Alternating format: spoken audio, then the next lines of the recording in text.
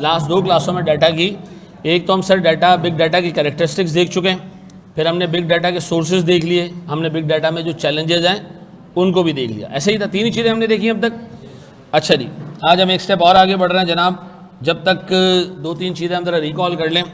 प्यारे भाई, हमने ये देखा था कि हमारे पास बिग डाटा में सोशल मीडिया से डाटा जो कलेक्ट होता है वो किस नेचर का होता है। पोस्ट, लाइक, कमेंट्स और शेयर्स टाइप की चीज़ें होती हैं इसके अंदर, और हम इसको जमा करते हैं कस्टमर के सेंटिमेंट्स जानने के लिए, ठीक है जी, उसको उस पर्सनलाइज मार्केटिंग करने के लिए और अपने ब्रांड की इमेज को इवेल्युएट करके बेहतर बनाने के लिए। ऐसा IoT डिवाइसेस आपको पूरे ऑपरेशंस मॉनिटर कराते हैं, बॉटलनेक्स आइडेंटिफाई करवा के उसको एलिमिनेट करवा के अपने प्रोडक्शन प्रोसेस को इम्प्रूव करवाते हैं, और आपको ये भी बताते हैं कि कौन सी मशीन को इस वक्त मेंटेनेंस की ज़रूरत है ताकि मशीन ब्रेकडाउन से बचा जा सके। ऐसा है। ट्रांजैक्शनल डाटा में हम सर सेल्स और रेवेन्यू को ट्रैक करते हैं।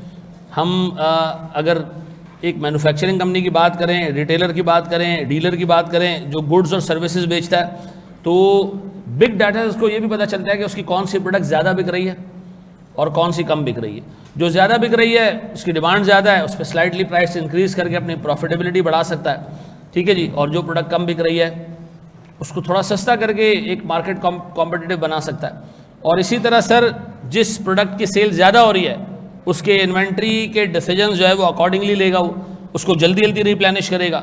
और जो प्रोडक्ट कम स्पीड में बिक रही है तो क्या करेंगे उसके लिए हम सर इन्वेंट्री देर देर से खरीदेंगे, कम क्वांटिटी में खरीदेंगे। याद आ रहा है भाई?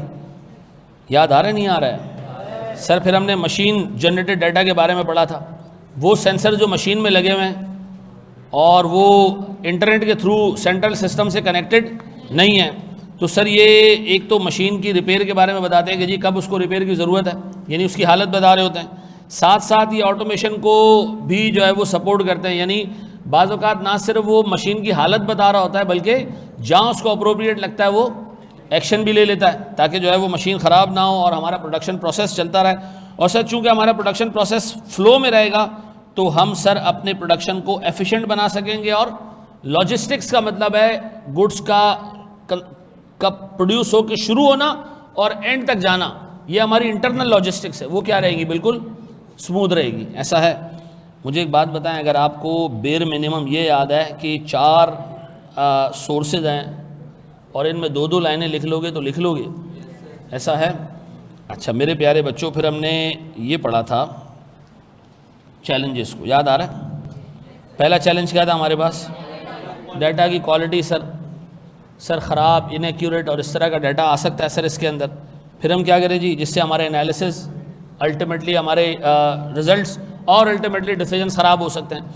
तो हम इसमें क्या कर सकते हैं, डाटा वैलिडेशन लगा सकते हैं कि डाटा को जब एंटर कर रहे हो तो उसी वक्त चेक कर ली जाए कि वो इनअप्रोप्रिएट तो नहीं है, गलत तो नहीं है। वंस आ गया तो फिर हम क्या करते हैं जनाब, क्लिनजिंग टेक्निक्स लगाते हैं, AI टूल्स लगाते हैं ताकि हम डाटा के अंदर गलतियों को, डुप्लीकेशंस को, ब्लैंक डाटा को पकड़ सकें। और फिर सर हमारे पास जो सोर्स है उसको हम रेगुलरली क्या कर रहे होंगे, अपडेट कर रहे होंगे। भाई मेरी आवाज़ आ रही है ऑनलाइन वालों? मुकद्दस बाजी आपके फिर वहाँ PC का मसला होगा ये, ठीक है जी। फिर हमने स्टोरेज का देखा था कि आम सिस्टम्स ना तो इसको स्टोर कर सकते हैं ना प्रोसेस कर सकते हैं। क्लाउड स्टोरेज आपको चाहिए और हडूप और अपाचे टाइप के सॉफ्टवेयर्स आपको चाहिए जो आज हमने पढ़ने हैं, ठीक है जी। फिर हमने प्राइवेसी के बारे में पढ़ा था कि आपने एक तो साइबर अटैक से भी डाटा को बचाना है और फिर लीगल कंप्लायंसेस भी करनी है। ऐसा तो साइबर अटैक से हम कैसे बचाएंगे सर? डाटा को इनक्रिप्ट कर देंगे, चोरी हो भी गया तो कोई मसला नहीं है। एक्सेस कंट्रोल सिर्फ उन लोगों को एक्सेस देंगे जिनको डाटा की अशद ज़रूरत है, फजूल लोगों को एक्सेस, हर एक बंदे को एक्सेस नहीं देंगे। फिर हमने डिस्कस किया था कि साइबर सिक्योरिटी टूल्स, यानी हमारे पास सर जो फायर वॉल्स और IDS है ये हम लगाएंगे डाटा के ऊपर ताकि चोरी ना हो। और सर लॉ की कंप्लायंस के लिए सबसे इंपॉर्टेंट है लॉ को अंडरस्टैंड करना। तो जितने रेलिवेंट लोग हैं हम उनको ये इंश्योर करवाएंगे कि उनको लॉ रेगुलेशंस का पता हो ताकि नॉन कंप्लायंस कम से कम हो। ऐसा है। फिर हमने डिस्कस किया था डाटा इंटीग्रेशन को, क्योंकि सर हर तरह का डाटा आप जो है वो बिग डाटा में उठाते हो, स्ट्रक्चर्ड भी होता है, अनस्ट्रक्चर्ड भी होता है, सेमी स्ट्रक्चर्ड भी होता है, डिफरेंट सिस्टम डिफरेंट डिपार्टमेंट्स में स्टोर होता है। तो फिर सर ऐसे डाटा को एग्रीगेट करके, इंटीग्रेट करके उस पर एनालिसिस करना, उससे एक रिजल्ट निकालना, ये बहुत मुश्किल होता है। फिर हमने 2 टाइप के सिस्टम्स देखे थे, एक ऐसा जो इंटीग्रेट करता है, बेसिक कैलकुलेशंस करके दे देगा, डाटा इंटीग्रेशन प्लेटफॉर्म्स है, और एक है जो सर डिटेल्ड एनालिसिस आपको करके दे सकता है, वो यूनिफाइड सिस्टम। ऐसा है, ये चीज़ें हम लास्ट क्लास में कवर कर चुके हैं। ऐसा है मेरे बच्चों। अच्छा जी, बोर्ड पे देखिएगा मेरे प्यारे भाई।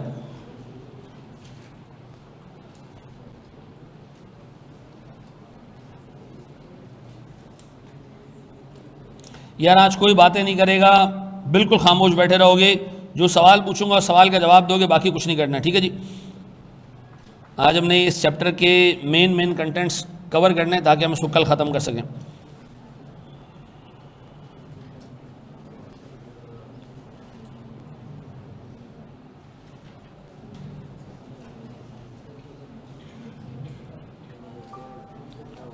बोर्ड पे देखिएगा दोस्त,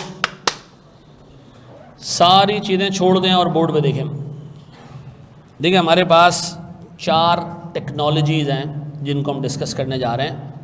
ये टेक्नोलॉजीज़ हैं, आंखें खोल के देखना, ये टेक्नोलॉजीज़ हैं। आगे एक और चीज़ आएगी, ट्रेंड्स एक अलग चीज़ है, टेक्नोलॉजीज़ एक अलग चीज़ है। 4 टेक्नोलॉजीज़ हैं बिग डाटा को प्रोसेस करना और स्टोर करने के लिए। किसके लिए? प्रोसेस और स्टोर करने के लिए।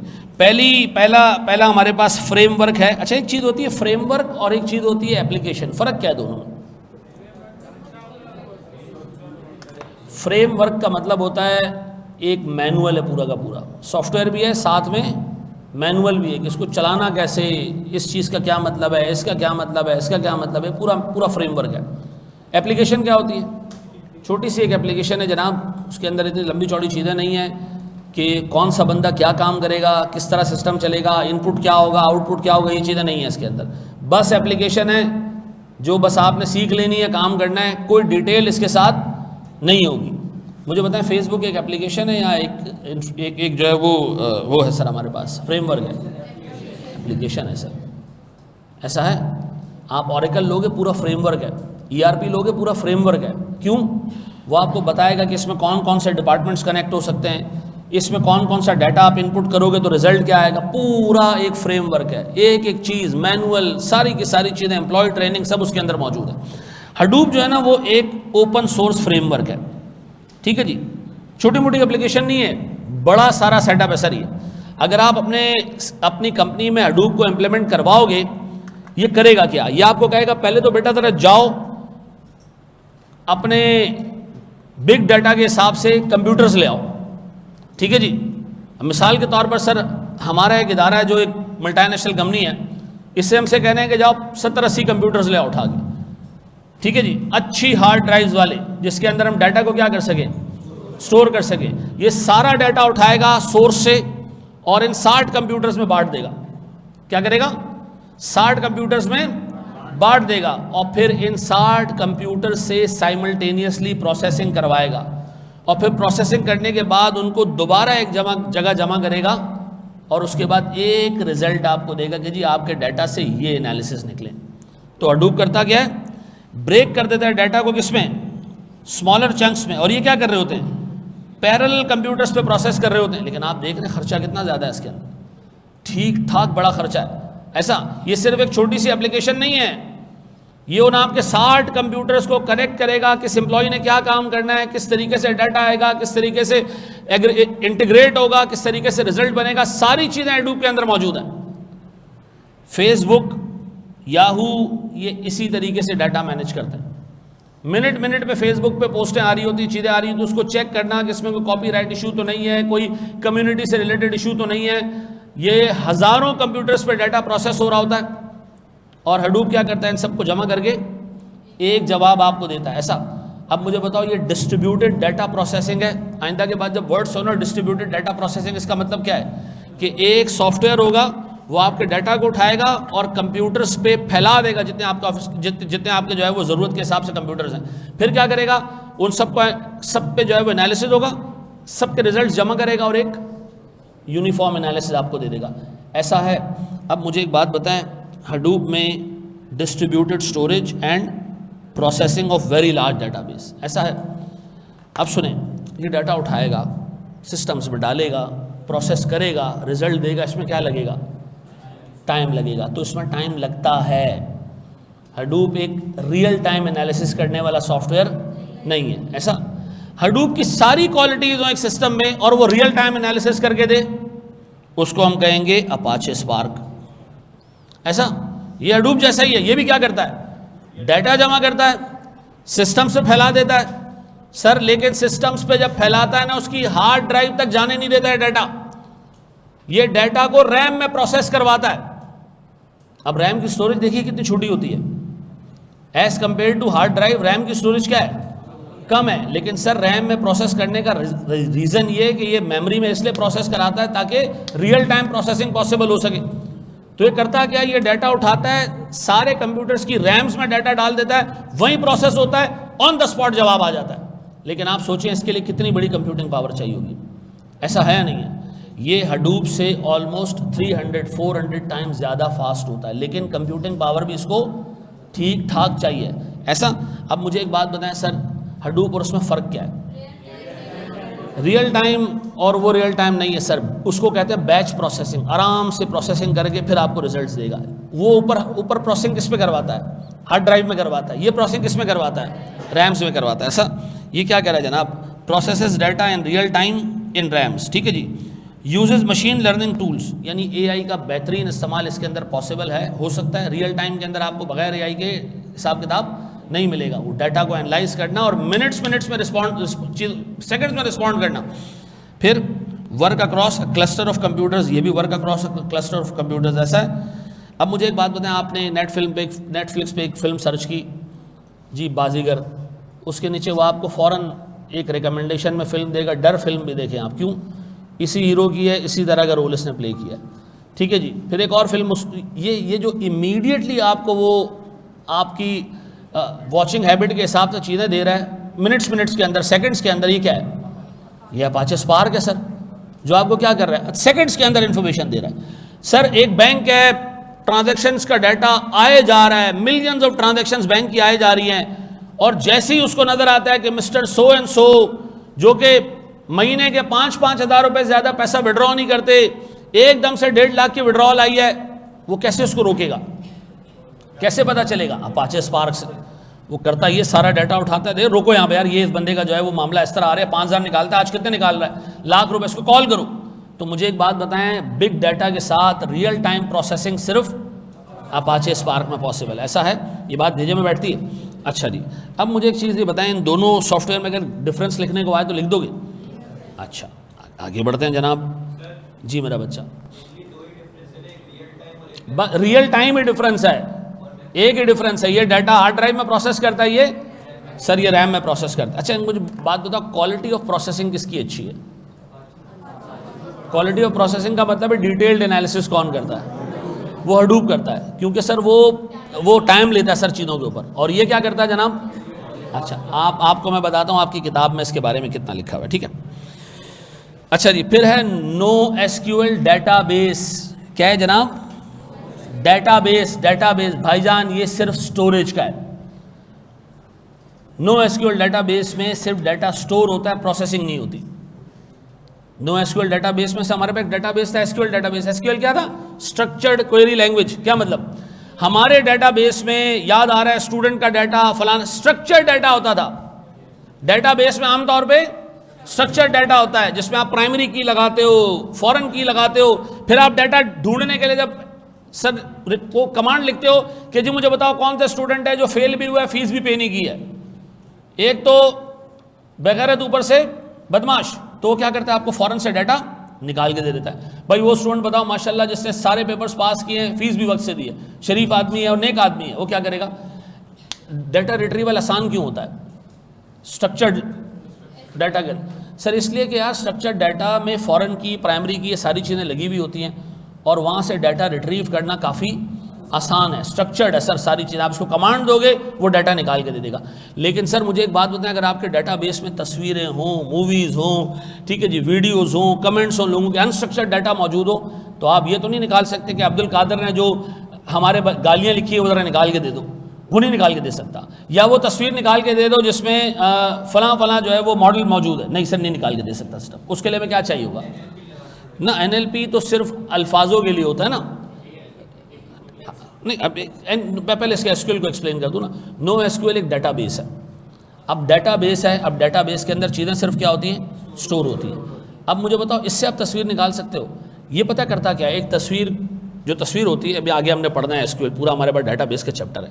ये क्या करता है, तस्वीर को ब्रेक करता है, किसमें, बाइनरी नंबर्स के अंदर। ये कहता है जो सारी तस्वीरें ना, इसको नंबर्स में ब्रेक कर दो, और नंबर्स में ब्रेक करने के बाद उस तस्वीर को एक इंडेक्स नंबर दे देता है, 5 नंबर तस्वीर, और इसको कहाँ स्टोर कर देता है, हार्ड ड्राइव पे एक जगह पे। फिर आप जब आगे कहते हो जी मुझे तस्वीर चाहिए, तो ये अपने सिस्टम से एनालाइज करता है कि यार ये बाइनरी कोड जो हमारे पास है किस तस्वीर पे लगा है, उसका इंडेक्स नंबर ढूंढता है, सिस्टम से निकाल के दे देता है। ये सिर्फ और सिर्फ डाटा को स्टोर करने के लिए, ठीक है जी, इस पे एनालिसिस नहीं होती है। लेकिन लेकिन लेकिन लेकिन आज के दौर में इस नो एसक्यूएल डेटाबेस के अंदर भी एनालिसिस करना पॉसिबल हुआ है, लेकिन बेसिक एनालिसिस। और इस पे हम क्या लगाते हैं सर, एनएलपी लगाते हैं और प्रोग्राम्स, एनएलपी प्रोग्राम्स लगाते हैं, और सिर्फ क्या कर सकते हैं, बेसिक सेंटिमेंट एनालिसिस, बेसिक चीज़ें, डिटेल्ड एनालिसिस इस पे पॉसिबल नहीं है ऐसा। अब मुझे एक बात बताएं, ये सिर्फ सर्वर्स हैं, यानी एक डेटाबेस है, इसके अंदर डाटा मौजूद है और बेसिक काम हो सकता है इसको, ऐसा। अब मेरा सवाल है सर, ऊपर वाले दोनों में पूरे फ्रेमवर्क है, पूरे फ्रेमवर्क है। ये फ्रेमवर्क, ये सिर्फ डेटाबेस है, स्टोरेज जगह है, स्टोरेज की जगह है। तो सर स्टोर तो कोई भी हार्ड ड्राइव पे कर लेगा, ये नो एसक्यूएल डेटाबेस नहीं सर, ये ऐसा स्टोरेज नहीं है। ये एक डाटा को पिक करता है, उसको तोड़ देता है डिफरेंट हिस्सों में, और उसके सर जो बाइनरी नंबर है सिर्फ उसको अपने पास रिकॉर्ड करता है। जब आप डाटा रिट्रीव करते हो, दोबारा बाइनरी नंबर्स को कन्वर्ट करता है किसके अंदर, तस्वीर के अंदर, आपको तस्वीर दिखा देता है बस। इसमें ये अनस्ट्रक्चर्ड डाटा स्टोर करने के लिए आसानी पैदा की गई है, ठीक है जी। चीज़ें जगह जगह पे स्टोर हो जाती हैं, उनका रिट्रीवल आसान हो जाता है। अपार्ट फ्रॉम दैट ये कोई काम नहीं करता। एनालिसिस के लिए आपको क्या करना पड़ेगा, अलग से इसके अंदर टूल्स डालने पड़ेंगे, नेचुरल लैंग्वेज प्रोसेसिंग अलग से डालना पड़ेगा, OCR यानी जो कैरेक्टर रीडर है वो अलग से डालना पड़ेगा। ये बेसिकली क्या है, एक डेटाबेस है, बस ऐसा। अब मुझे बताएं सर, चौथा क्या है सर, चौथा हमारे पास क्लाउड प्लेटफॉर्म्स है। अब सुनो, मैं चाहता हूँ हडूप इस्तेमाल करना, मैं चाहता हूँ अपाचे स्पार्क इस्तेमाल करना, ना मेरे पास कंप्यूटर्स खरीदने के पैसे हैं। आप क्या करें, आप जाएं क्लाउड सर्वर के पास जो क्लाउड बेस्ड सर्विसेज दे रहा है, आप उसको कहेंगे जी कंप्यूटर भी तेरे, डेटाबेस भी तेरा, बस मुझे मेरे कंप्यूटर पे चीज़ें जो है वो सामने नज़र आ रही हूँ, 4-5 कंप्यूटर्स लेके बैठूँ, जो डाटा है तुम्हारे लैपटॉप्स में जाए, तुम्हारे कंप्यूटर्स पे जाए, तुम्हारे पास जो हार्डवेयर है उस पर जाए, वही सारे उसी पे अपाचे जो है वो, और उसी पे स्पार्क वगैरह लगे, और मुझे क्या मिलता रहा है, सिर्फ रिजल्ट मिलता रहा है। और जब मुझे और डाटा की ज़रूरत पड़े तो मैं आपसे कैपेसिटी और ले लूँ। भाई मुझे मिसाल के तौर पर डाटा अगर बढ़ाना है, अपनी हार्ड ड्राइव बढ़ानी है, तो मुझे नई हार्ड ड्राइव लानी पड़ेगी, पुराने से डाटा निकालना पड़ेगा, नए पे डालना पड़ेगा। क्लाउड पे ये मामला नहीं होता। क्लाउड पे आपके पास 2 TB की ड्राइव है ना, आप उसको कहें जी चेंज ऑफ प्लान, अभी 10 सेकंड के अंदर प्लान चेंज करें, वो 2 TB से किस पे ले जाएगा, आपको 5 TB पे ले जाएगा। तो क्लाउड पे स्केल करना चीज़ों को आसान है। अब मुझे एक बात बताएं सर, अगर हमारे पास अपफ्रंट पैसा खर्च करने के लिए नहीं है तो हम क्या करेंगे, क्लाउड, अच्छा क्लाउड पे हडूप चलेगा, चलेगा सर, क्लाउड पे अपाचे स्पार्क चलेगा, चलेगा सर, लेकिन इन 2 सॉफ्टवेयर के अलावा क्लाउड के अपने भी सॉफ्टवेयर्स होते हैं जो ये डाटा प्रोसेस करके आपको दे सकते हैं। अब बताओ सर, मॉडर्न दौर का सबसे बेहतरीन काम सर वो क्लाउड पे हो सकता है अगर आप छोटे स्केल की कंपनी हो, रीजनेबल स्केल की कंपनी हो। लेकिन अगर आपकी कंपनी इतनी बड़ी है, जैसे फेसबुक है, जैसे कोई बड़ा बैंक है, आप नहीं चाहते अपना क्लाउड पर डाटा डालना, तो फिर आपको हडूप और अपाचे स्पार्क यूज करना पड़ेगा। अब आ सकता है इस पर एक सवाल, वो आपको कहे जी कंपनी ए एक जायंट कंपनी है, ठीक है जी, और उसका डाटा सेंसिटिव भी है और उसको रियल टाइम प्रोसेसिंग भी चाहिए, तो बताएं इन चारों में से क्या पिक करें, अपाचे स्पार्क पिक करें। एक कंपनी है सर, बड़ी कंपनी है सर, वो डाटा को अच्छे से प्रोसेस करके रिफाइन करके उसके रिजल्ट देखना चाह रही है, डाटा शेयर नहीं करना चाह रही है, हडूप ले लें सर। सर एक कंपनी है जिसके पास बहुत सारा जो है वो अनस्ट्रक्चर्ड डाटा आता है, और वो अपनी ज़रूरत के हिसाब से उस अनस्ट्रक्चर्ड डाटा को उठाता है और उसको प्रोसेस करता है, जब ज़रूरत होती है तब प्रोसेस करता है, अदरवाइज उसके पास ज़रूरत नहीं तो पड़ा रहेगा डाटा। क्या है सर उसके बाद सर? और एक कंपनी है जिसको अभी इस वक्त पता ही नहीं है कि उसका स्केल क्या होगा, 10 साल में 5 साल में उससे कितना फैल जाना है, अभी मीडियम साइज़ के ऊपर है, तो सर वो अगर ये सारे काम करवाना चाह रही है तो वो क्लाउड प्लेटफॉर्म्स लेगी। ऐसा है, ये नोट कर ले मेरे बच्चों। इस पे मैंने लिखा है जी स्केलेबल एंड कॉस्ट इफेक्टिव। इसका क्या मतलब है? स्केलेबल का क्या मतलब होता है? जितना चाहो आप बढ़ा दो, जरूरत नहीं है तो कम कर दो, प्लान रिड्यूस कर दो। भाई मैं गूगल ड्राइव का एक प्लान लिया था 2 TB का, डाटा बढ़ गया 5 TB पे चले गए। फिर पता चला जी कि एक सस्ता क्लाउड सर्विस भी मौजूद है, तो हमने सारा डाटा उस पर डाला और इसको दोबारा किस पे ले आए, 2 TB पे ले आए। तो सर जब एक सर्विस था तो दूसरे पे क्यों ले आए? क्योंकि गूगल ड्राइव के 2 TB के साथ आपको AI के मॉडल्स फ्री में मिल जाते हैं। ठीक है जी, तो वो हमने ले लिए। अच्छा, फिर एक्सेसिबल फ्रॉम एनीवेयर का क्या मतलब है? घर से एक्सेस करना है, घर से करें, यूरोप से करना है, जर्मनी से, जर्मनी यूरोप में ही है, ठीक है जी, आपने यूरोप से करना है, एशिया से करना है, इस दुनिया में किसी भी जगह से करना है, तो आप अपने डाटा को एक्सेस कर सकते हो। No need to buy physical servers, ऐसा है। अब मुझे एक बात बताओ, इस पर अगर एक छोटी सी केस स्टडी आए तो जवाब दे पाओगे? पक्का? अच्छा, मैं एक चीज़ मैं आपको दिखाना चाहूँगा, रुको।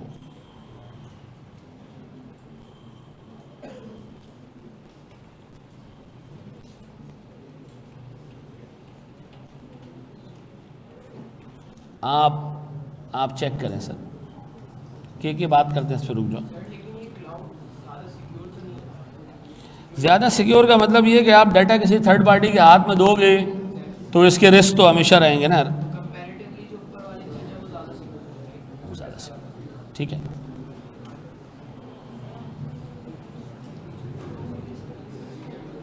क्या मसला है यार? ओपन सोर्स का मतलब है फ्रीली अवेलेबल है, कोई भी डाउनलोड कर सकता है, पैसा नहीं लगेगा इसके लिए। एंड्रॉयड का सॉफ्टवेयर एक ओपन सोर्स है, जो मोबाइल कंपनी आ जाए वो ऑपरेटिंग सिस्टम डाल दे एंड्रॉयड, कोई खर्चा नहीं है। जी मेरा बच्चा,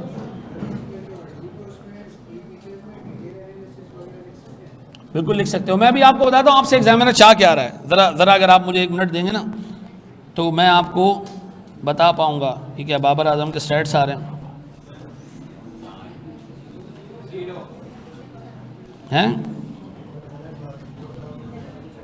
हाँ ये रहा। अरे यार खुल जा भाई।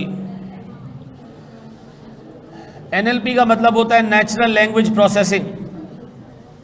क्लाउड प्लेटफॉर्म्स में इसका मतलब सबसे ज़्यादा रिस्क है। देखो एक चीज़ याद रखो, गूगल एक सिक्योर्ड कंपनी है, लेकिन कोई भी बैंक अपना सारा डाटा गूगल को नहीं देगा, ठीक है जी। क्योंकि अक्सर और बेशतर आप देखते होंगे यार, मैं आपको बताता हूँ, मेरी एक दफ़ा ये गूगल ड्राइव, ये गूगल आईडी है कोई यूट्यूब, उसने मेरे यूट्यूब पे भी कब्जा कर लिया चैनल पे, और उसके बाद उसने क्रिप्टो करेंसी बेचना शुरू कर दी उधर, ठीक है जी। ये मेरे साथ हुआ था 2 साल पहले, और फिर बड़ी मुश्किल से मेरा अकाउंट रिकवर हुआ।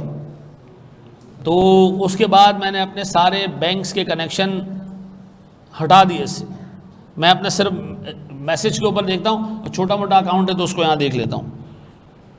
छोटा अकाउंट का मतलब है जिसमें इतने पैसे नहीं होते, 15-20 लाख रुपए जिसके अंदर, वो बड़ा अकाउंट है वो नहीं यूज़ करता मैं, 15-20 हज़ार हो तो यहाँ यूज़ कर लेता। ये सब आपकी बुक में लिखा हुआ है नहीं, ये बेटा मेरी खाला लिखती हैं। अच्छा भाई, मैं किताब की सॉफ्ट कॉपी आपको दे दूंगा, ठीक है जी, ज़रा सा पॉलिश हो जाए तो मैं आपको दे दूंगा, क्योंकि मुझे पता है कि अगर मैं नहीं दूंगा आप खुद बना लोगे, ठीक है ना। तो इससे बेहतर है मैं खुद दे दूँ आपको, ठीक है। या हम हार मान गए यार, ये कैसे खुलेगा यार, कोई है?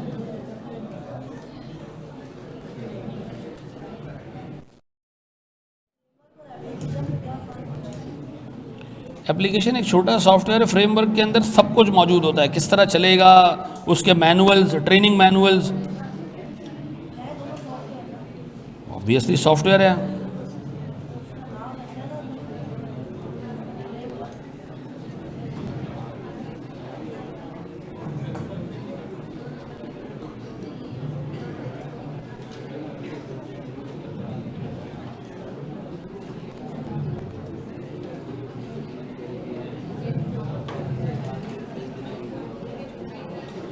अच्छा यार, आप ये चेक करो प्यारे भाई, बिल्कुल चुप हो जाओ।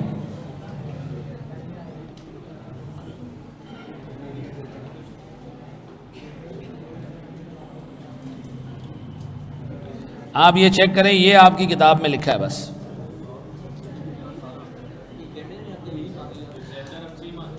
एग्जामिनर यही मांगेगा। आओ जरा पढ़ो हडूप में क्या लिखा है। An open source framework for distributed storage and processing of large data sets. किसी का बाप भी आपको जो है वो समझ नहीं आएगा कि इसका मतलब क्या है। अब इसको मतलब समझाने के लिए इतना टीचर खोल रहा होता है, आप ये याद करके चले जाएं मतलब समझ के ना, कोई टेंशन नहीं है। क्योंकि अगर उससे केसेस में दे दिया ना तो वहां आपको ये भी पता नहीं है कि लार्ज डाटा सेट क्या होता है, और आपको ये भी नहीं पता कि डिस्ट्रीब्यूटेड स्टोरेज क्या है। अपाचे स्पार्क के बारे में कह रहे हैं, general purpose cluster computing system for big data processing. भाड़ में गया रियल टाइम, फास्ट लिख दिया बस खत्म, ऐसा। फिर उसने लिखा है नीचे यूज्ड फॉर रियल टाइम, ये थोड़ी सी इज्जत दे दी इसने। No SQL design to handle unstructured और सेमी स्ट्रक्चर्ड डाटा। किस चीज के लिए डिजाइन का क्या, हैंडल करने का क्या मतलब है? उठा के रखता है, सर पे रखता है, हैंडल करने का क्या मतलब है? ये किताब से अगर कोई पढ़ेगा ना, इंशाल्लाह किसी ना किसी अटेम्प्ट में पेपर ज़रूर पास कर लेगा। देखो, एक टीचर को सबसे ज़्यादा इशू ये होता है कि यही सारी चीज़ें उठा के ना उसको एक्सपेंड इतना करना कि वो ज़्यादा भी ना हो, वो कम भी ना हो। सिस्टम अब उसको मेथोडोलॉजी समझ आ जाए। और क्लाउड के बारे में उसने बड़ा ज़बरदस्त बात लिखी है, provide scalable storage and computing resources. जो बना सकते हो बना दो इस पर, ठीक है जी। आप इससे पीछे आपने पढ़ा ना, क्या नाम है उसका, डाटा क्वालिटी। आप पढ़ें, 1.5 लाइन में डाटा क्वालिटी ख़त्म, स्टोरेज ख़त्म, ठीक है, डाटा इंटीग्रेशन ख़त्म। आपको ये हो गया, आगे बढ़ें, चलें जी आगे बढ़ते हैं हम सर। एक चीज़ और हम पढ़ने जा रहे हैं, बुक को सिर्फ प्रैक्टिस के लिए। गियर वाली क्या मतलब? गियर लगा होता उसमें है? ये कौन सी शलवार होती है भाई? अच्छा, फर्शी शलवार, ऐसा। एक ट्रेंड चला हुआ है मर्दों में, आधे सर के बाल काट देते हैं, आधे सर के बाल रखते हैं, ठीक है जी। पहले ज़माने में वो होता था, लोग बड़े बड़े बाल रख के ऐसे ऐसे पता नहीं मर्दों के होते थे। फिर मूछें रखने का रिवाज आया, फिर मूछें रखने के ख़त्म हुआ तो फ्रेंची का रिवाज आया। किसी ने क्या किया, किसी ने क्या किया। डाटा, बिग डाटा को मैनेज करने में कुछ ट्रेंड्स अब आ रहे हैं जी। लोग ये भी कर रहे हैं, ये भी कर रहे हैं, मैनेज बिग डाटा ही हो रहा है। लेकिन उसमें कुछ चीज़ें जो है वो ट्रेंड बनती जा रही है। यार आजकल बिग डाटा में लोग ये भी करते हैं, यार आजकल बिग डाटा में लोग ये भी करते हैं। तो वो ये भी जो है ना, ये 5 चीज़ें। उसने कहा जनाब आजकल जब बिग डाटा को लोग यूज़ करते हैं ना, तो वो AI और मशीन लर्निंग साथ में लगाते हैं एनालिसिस के लिए, ठीक है जी। एनालिसिस के अंदर आम तौर पे आजकल सिर्फ प्रोसेसिंग नहीं होती, बेसिक प्रोसेसिंग के बताओ जी एवरेज सेल्स कितनी है, बताएं जी हाईएस्ट प्राइस कितनी है। नहीं नहीं नहीं नहीं, आज AI और मशीन लर्निंग की बेसिस पे बाकायदा प्रिडिक्टिव एनालिसिस होता है। बाकायदा आप देखते हैं अपना डाटा, अपनी पास सेल्स को, और आप एनालाइज करते हैं कि जी हमारे कस्टमर किस महीने में हमसे ज़्यादा गुड्स खरीदते हैं, कौन सी प्रोडक्ट ज़्यादा बिकती है, कौन सी प्रोडक्ट का कस्टमर किस इलाके से बिलोंग करता है। अब मुझे बताएं, आप इस सारे डाटा को अगर सामने रखें तो आप प्रिडिक्ट कर सकते हैं कि मुस्तकबिल में क्या होगा, एक अंदाज़ा लगा सकते हैं। हाँ सर, आज AI और मशीन लर्निंग की वजह से बिग डाटा को प्रोसेस करके आप प्रिडिक्शंस कर सकते हो, और वो प्रिडिक्शंस क्या होती हैं, अक्सर व बेशतर करीब करीब सही साबित होती हैं, ऐसा। अच्छा, गौर से सुनिएगा, एक और चीज़ सुनना, मेरी ये चीज़ मैं ARTD में इम्प्लीमेंट कर रहा हूँ करेंटली, ठीक है। हमने एक सॉफ्टवेयर अभी ख़रीदा वाटिका, ठीक है, उसमें हम AI बेस्ड सॉफ्टवेयर हो, उसमें हम क्या कर रहे हैं, हमारा बंदा जब जवाब दे रहा होता है ना बच्चे को कि जी पोर्टल कब मिलेगा, ये कब होगा, वो कब होगा, वो जवाब दे रहा है, वो चैट बॉट की लर्निंग हो रही है। क्या हो रही है? एक चैट बॉट है। चैट बॉट का मतलब क्या होता है? एक रोबोट टाइप की चीज़ है, इनविजिबल, वो आपको चैट पे जवाब देगा, ठीक है। उसकी ट्रेनिंग चल रही है, उसकी ट्रेनिंग चलेगी 6 महीने। वो ये देखेगा कि किस सीज़न में किस तरह के बच्चे को किस किस्म की क्वेरी का क्या जवाब दिया जाता है, ऐसा। वो ट्रेन होता जा रहा है। ट्रेन आमतौर पे हमसे कहा जाता है कि जी कम से कम 18 महीने की ट्रेनिंग आप दें एक बॉट को, ताकि वो बिल्कुल मिमिक कर सके आपके बंदे को, ऐसा। तो अब क्या होगा जी, आने वाले दिनों में 1-1.5 बैच के बाद हम क्या करेंगे, आप बच्चे को जवाब इमीडिएटली मिल जाया करेगा। जैसे ही वो सवाल पूछेगा, हमारा बॉर्ड उसको आर्टिफिशियल इंटेलिजेंस सामने रखते हुए, हमारी हिस्ट्री सामने रखते हुए, लर्निंग सामने रखते हुए जवाब दे देगा। हमारा पूरा फंक्शन क्या हो जाएगा? ऑटोमेट हो जाएगा। ऐसा है। अब बताएं जी, और सर अगर आपको मैं बताऊं बिग डाटा को एनालाइज करके कि कौन सी प्रोडक्ट आपकी कितनी सेल्स जनरेट कर रही है, ठीक है जी, ज़्यादा सेल्स जनरेट कर रही है, ज़्यादा मार्जिन जनरेट, डिसीजन आपके लिए लेना आसान हो जाएगा, या आप अपने अंदाजे से डिसीजन लेंगे? हैं, इंट्यूशन पे डिसीजन लें या डेटाबेस डिसीजन लें? तो sir database decisions immediately real time processing अगर हो रही है तो आपके लिए क्या होगा? आज का डाटा आज ही प्रोसेस होकर आपके सामने आ जाएगा। डिसीजन लेना आपके लिए, तो मुझे बताओ एआई से क्या फ़ायदा हुआ? एआई और बिग डाटा का अगर हम मर्जर कर दें, हम कहें जी बिग डाटा प्रोसेसिंग के लिए एआई इस्तेमाल होगा, फ़ायदा क्या है इसका? सर आपके लिए प्रेडिक्टिव एनालिसिस पॉसिबल हो गया है, ऑटोमेशन पॉसिबल हो गई है, और आपके डिसीजंस डाटा बैक्ड होंगे। ठीक है जी, आपको 3 महीने पुराना डाटा आज प्रोसेस करके नहीं मिल रहा, आज तक का डाटा आज ही प्रोसेस होके मिल रहा है। ऐसा तो अब अगर एक सवाल आता है कि जी बिग डाटा और एआई के इंटरेक्शन से एक बिजनेस को क्या फ़ायदे हो सकते हैं, तो ये 3 एडवांटेजेस आपको याद रखने चाहिए। ऐसा है। अच्छा जी, अच्छा मैं नीचे लिखा है AI powered chatbots analyse customer data to provide personalise support. ऐसा है। अच्छा जी, एज कंप्यूटिंग क्या है जी? भाई पहले डाटा बिग डाटा प्रोसेस होने में लगते थे वक्त जी, हडूप वडूप चल रहा होता था। अब हम इस लेवल तक ले आए चीज़ों को कि मशीन के अंदर जो सेंसर लगा हुआ है वही डाटा पिक करेगा, वही प्रोसेस करेगा और वही मशीन को ऑटोमेट भी करेगा, चलाएगा भी उसके हिसाब से। ऐसा तो मुझे बताएं सर, मेरे पास एज कंप्यूटिंग आता जा रहा है, ऑलमोस्ट हर मशीन ऑटोमेटिक होती जा रही है। ठीक है जी, अब मुझे बताएं एज कंप्यूटिंग का क्या फ़ायदा है? Instead of sending data far away to be processed, edge computing handles it close to where it is created. Benefit क्या है जी? टाइम बच रहा है, मशीन को प्रोसेस करने के लिए ऑटोमेशन आ गई है सर, फिर इंटरनेट बैंडविड्थ की सेविंग हो रही है और फास्टर डिसीजन। सर मशीन ही डिसीजन ले रही है।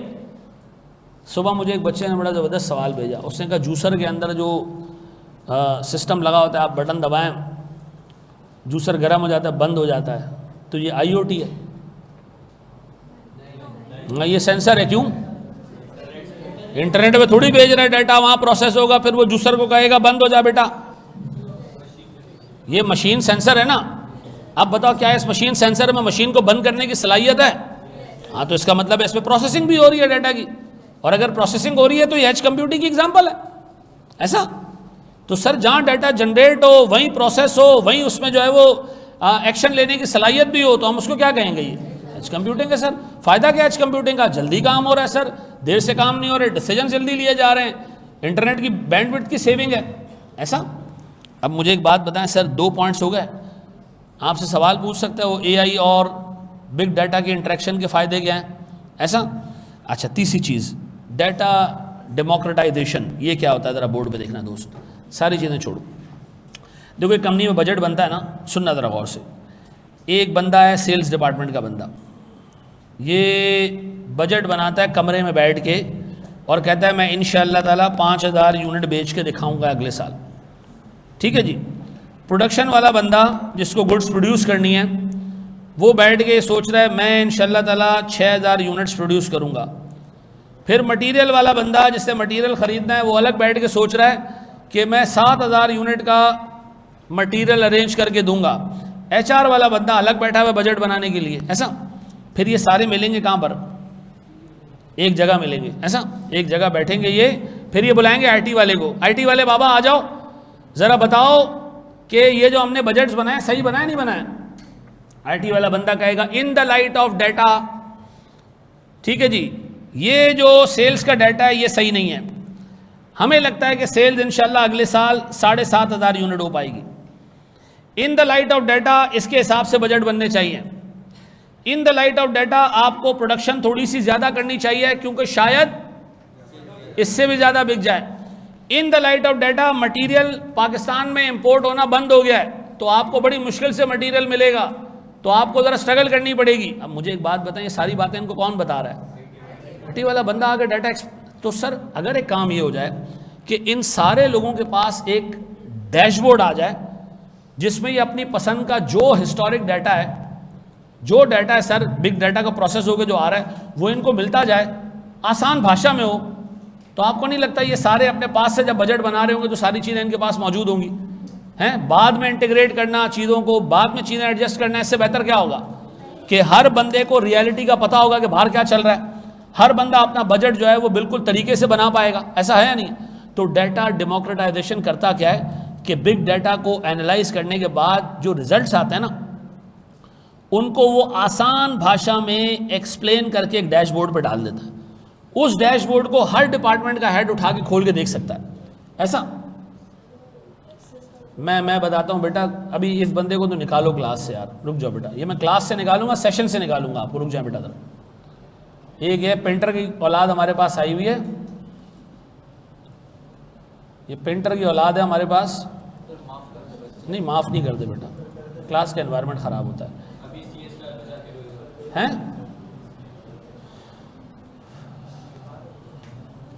नाम भी ऐसा है कि भाग्या, हाँ लड़की का ही नाम था शबनम। हाँ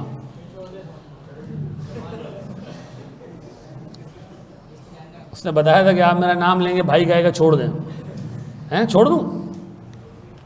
नहीं असल में आजकल लिंक शेयर हो रहा है ना, तो कोई भी घुस जाता है क्लास के अंदर। डिसेबल कर दिया बेटा मैंने, आप डिसेबल कर दिया, छोड़ दो बेटा। वो असल में दरवाजे खुले रखने से ना ऐसे ही बच्चे पैदा होते हैं फिर, ठीक है ना, वो इंसान के नहीं होते हैं।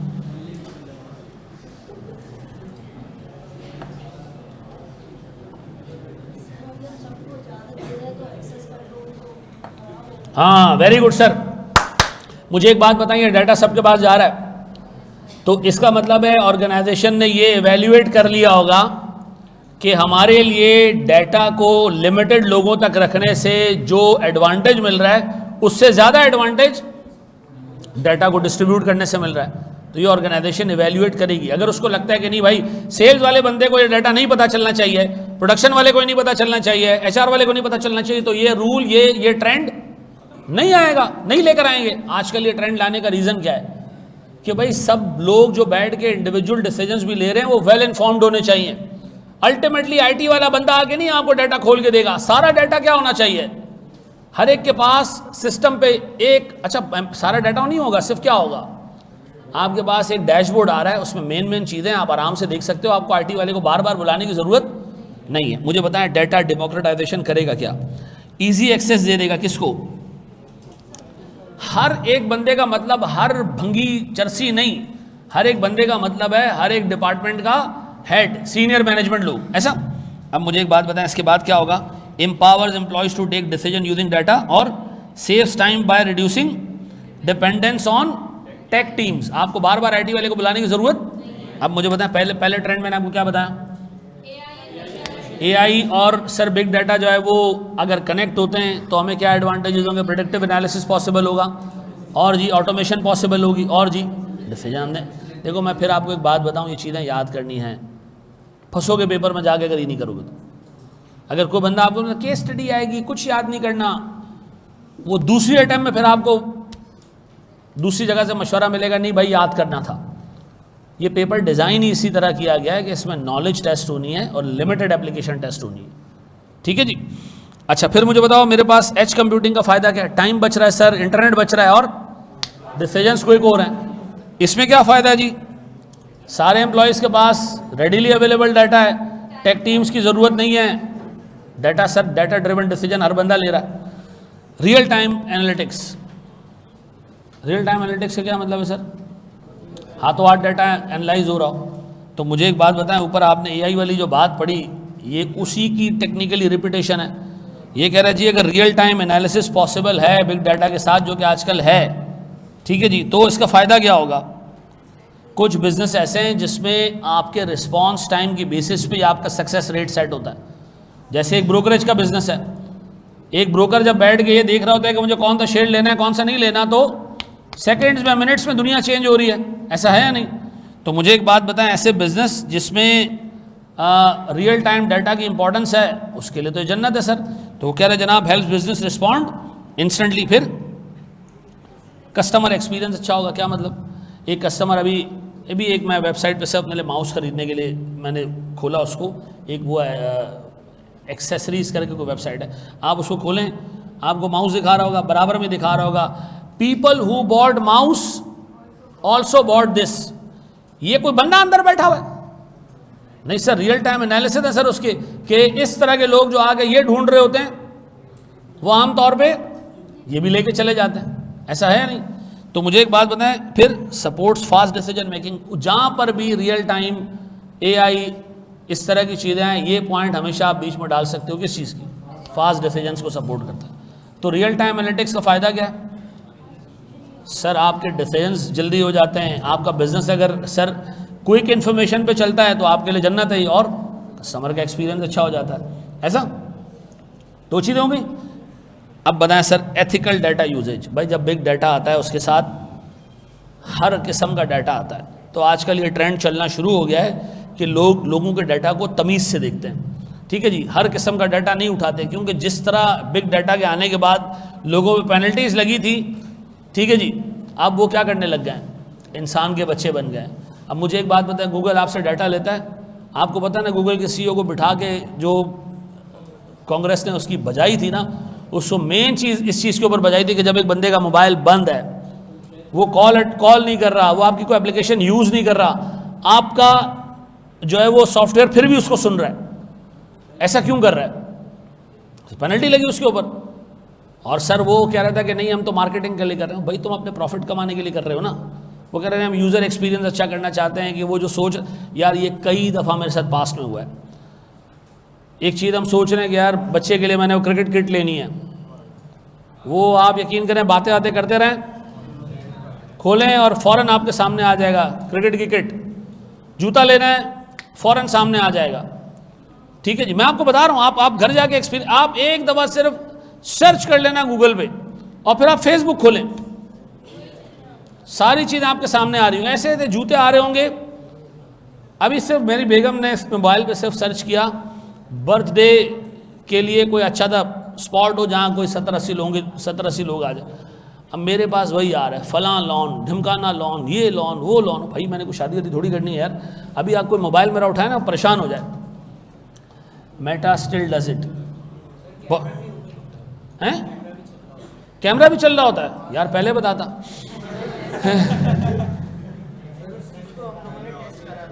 हाँ मैं तो भाई कैमरे पे पहले ही वो काले रंग का वो लगा देता हूँ, स्टिकर लगा देता हूँ, है ना। बंदा तो कैमरे के सामने पता नहीं क्या कुछ कर रहा होगा। इवेंट में ऐसे ही लोग बुलाएंगे, बच्चे की बर्थडे यार, को ख़ानदान को थोड़ी बुलाएंगे यार। हमारे तो माशाल्लाह अपने घर के लोग जमा हो जाते हैं तो 50 पूरे हो जाते हैं। पठानों में ऐसा ही है भाई। मुझे ये पता है कि जब मैं दादा और नाना बनूंगा ना इंशाल्लाह, तो मेरे 9 बच्चे हैं, 10 हैं इनफैक्ट, भूल जाता हूँ एक को कभी कभी, ठीक है ना। तो 10 बच्चे हैं, 10 बच्चों के माशाल्लाह अगर 5-5 भी बच्चे हुए तो 50 ज़िला होगा हमारा इंशाल्लाह पूरा से, हैं यार। आप लोग अभी कराची वाले 2 बच्चे, एक उसके अंदर ख़त्म तरीन, किसी काम का नहीं है। क्या कर रहे हो यार, हैं? क्या नहीं है?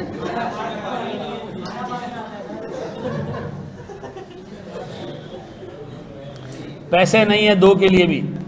जो बंदा ये सोच के चलता है कि पैसे वो देगा अपने बच्चों को पालने के, तो शायद फिर वो कलमा दोबारा पढ़ ले एक दफ़ा, ईमान से फारिग हो गया, क्योंकि पालने वाली ज़ात एक अल्लाह की है, ठीक है जी। मैं आपको बता नहीं सकता। चलो यार मैं तो फिर एक चलो क्वालिफाई हो गया। आप अपने टीचर को देखें, आकाश को, इसके बाप का इंतकाल हुआ 2011 में, और मैं ये लियारी में रहता है, ये भी लियारी से थोड़ा सा आगे रहता है ये, ठीक है। मैं इसके घर गया और मैं इसके घर की हालत देखी। इस बच्चे की अपनी मेहनत है जो यहाँ तक पहुँचाई, ठीक है ना। ये मैं आपको बता दूँ, पालता अल्लाह है भाई। इसको पाल लिया बग़ैर बाप के, हमें पाल लिया, ऐसे कई सारे लोगों को अल्लाह पाल लेता है। हज़रत जिब्राइल अलैहिस्सलाम के बारे में एक वो है ना वाक़या, ये पता नहीं सही है नहीं है। नबी सल्लल्लाहु अलैहि वसल्लम ने उनसे पूछा था कि आपको सबसे ज़्यादा तकलीफ़ किस बंदे की जान निकालते हुए हुई? तो उन्होंने कहा उस माँ की जान निकालते हुए हुई कि जो सहरा में सिर्फ अपने बिलकते हुए बच्चे के साथ थे, अल्लाह ने कहा जाओ इस माँ की जान निकाल दो। तो मैं गया और मैंने उसकी माँ की जान निकाल दी और उस बिलकते हुए बच्चे को वहीं छोड़ दिया। और दूसरा, मुझे एक बादशाह की जान निकालते हुए हुई थी कि जिसने अपने लिए दुनिया में जन्नत बनाई थी, शद्दाद, और उसने एक पाँव जब जन्नत के अंदर रखा अपनी, और वहीं अल्लाह ने कहा जाए इसकी दूसरा पाँव अंदर नहीं जाए, इसकी जान निकाल दो। तो रियल टाइम में हज़रत जिब्राइल ने उनकी जान निकाल दी। ऐसा है। तो बाद में नबी अकरम सल्लल्लाहु अलैहि वसल्लम ने उनको ये बताया कि ये उसी माँ का बच्चा था। तो आप अंदाज़ा लगाओ, पालता अल्लाह है भाई। एथिकल बेनिफिट्स क्या हैं जी? आपके पास अब डाटा आ रहा है, अब आपकी हालत ख़राब हो रही है कि किसी का डाटा ऐसा ना आ जाए जिस पे कानूनन पकड़े जाएं। तो क्या करते हैं आप जी? Data using data responsibly, protecting privacy, avoiding bias and being transparent. भाई अगर आप अपना डाटा ट्रांसपेरेंटली, अनबायस्ड हो के, प्राइवेसी का ख्याल रख के यूज़ करते हैं और उसकी बेसिस पे डिसीजन लेते हैं, तो भाई सीधी सी बात है, ट्रस्ट बिल्ड करता है लोगों के बीच में। यूज़र आपको खुलेआम डाटा देगा भी, उसको पता है कि आप मिसयूज़ नहीं करोगे, इसको अपनी कंपनी से आगे किसी को सेल नहीं करोगे। हमारे पास एक कंपनी आई थी बीच में कि आप अपने स्टूडेंट्स का डाटा जो 4-5 साल पुराने, उनका डाटा हमें बेचो। इंश्योरेंस कंपनी आई थी हमारे पास, क्योंकि सारे या तो क्वालिफाइड चार्टर्ड अकाउंटेंट्स होंगे या इस वक्त बड़ी पार्टियां होंगे, तो ऐसे लोग इंश्योरेंस लेते हैं। तो आप हमें डाटा भेजो, हमने भगा दिया। हमने कहा कोई ज़रूरत नहीं, क्योंकि हमें पता है इतने क्वालिफाई नहीं हुए होंगे, ठीक है ना। नहीं, हमने इसलिए नहीं बेचा। हमने कहा इसमें लड़कियों के भी नंबर हैं, 10 चीज़ें और हैं, ठीक है, 10 लोगों की प्राइवेसी इससे जो है ना वो होगी, ख़राब होगी। हमने कहा नहीं बेचना हमने डाटा। तो मुझे एक बात बताएं, अब लोगों का ट्रस्ट है ना, हर बच्चा बच्ची यहाँ नंबर दे के चला जाता है एडमिन को अपना, क्यों? पता है कि आगे ये हरकत नहीं होगी। ऐसा है या नहीं? अच्छा, अब मुझे एक बात बताएं, हमारे डाटा की प्राइवेसी इतनी वीक है कि हम जब ग्रुप बनाते हैं तो उसमें से लोग डाटा निकाल के ले जाते हैं और बेशर्मों की तरह कहते हैं डाटा आप कहाँ से पढ़ रहे हैं? यहाँ से पढ़ रहे हैं, हमसे पढ़ लें 300 रुपये में, है होता है ना। ये हमारे डाटा का वीकनेस है। क्यों नहीं कर सकते हम कुछ यार? हम इसमें और क्या वो लगाएं, कंट्रोल लगाएं। व्हाट्सएप पे कोई भी बंदा आके 15,000 रुपये दे, 18,000 रुपये दे, क्या बन जाए? स्टूडेंट बन जाए। 1025 नंबर उसके पास चले गए। ऐसा है या नहीं? आइंदा के बाद आगे कोई देखो टेक्नोलॉजी आ जाए जिससे हम क्या कर सकें, इसको रोक सकें। तो sir prevents miss use of personal data, sir ये हमारे पास नहीं है। पर्सनल डाटा हमारे यहाँ मिस यूज़ हो जाता है। ऐसा है। एक कुछ तो रिकॉर्ड, वो ऑटो कॉल्स भी आई थी ना बीच में किसी कॉलेज से कि एक सब्जेक्ट पढ़ें, एक फ्री में ले लें, ठीक है जी। फिर आया वो फ्री वाला आप ले लें, पैसे वाला छोड़ दें, ठीक है ना। इंसान के बच्चे बनो, नाम नहीं लो किसी का भी यार। अच्छा, फिर ये कह रहा है जी, हाँ ensures fairness in all decisions, ये डिसीजंस नहीं। अब बताओ सर, क्या 5 ट्रेंड्स आपको नजर आ रहे हैं आजकल जो बिग डाटा के अंदर लोग यूज कर रहे हैं? सर आपके साथ एआई और उसको लगा के यूज कर रहे हैं सर, एज कंप्यूटिंग भी चल रहा है सर, डाटा डिस्ट्रीब्यूट भी कर रहे हैं हम सर लोगों में, रियल टाइम एनालिसिस भी, और माशाल्लाह लोग एथिकल भी हो गए। ऐसा है। एक स्टेप आगे बढ़ें। अच्छा जी मेरा बच्चा, मेरी बात सुनो, एक छोटी सी चीज़ सुनो। अगर आप लोग इस तरह आप कहोगे ना बस यार बस बहुत हो गया, ठीक है, इन्फॉर्मेशन ओवरलोड होगी। देखो मैंने कोर्स भी कंप्लीट करना है, ठीक है, मुझे कोई टेंशन नहीं है, हैं हो जाएगा ना, करना मैंने ना, हो जाएगा नहीं होता, करना होता है। हाँ जी, गाय दूध देती है? गाय दूध देती है? नहीं, लेना पड़ता है, उससे निकालना पड़ता है, हैं? हाँ, मैं गाय की भी बात नहीं कर रहा था, बताऊं किसकी कर रहा था? फजूल बात कर रहे हो यार, हैं? चलो जी आगे बढ़ो एक स्टेप। हमारा टाइम कितना रह गया है?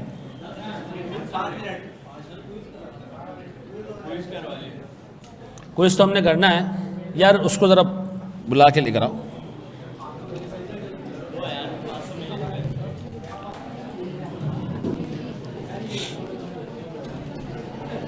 अच्छा खैर, हमने जो टॉपिक खोलना था वो भी लंबा था, वो आधे में बंद करना पड़ जाता हमें। यार आज कोई बात करेगा ना, मैं क्लास से निकाल दूंगा उसको इसके दौरान।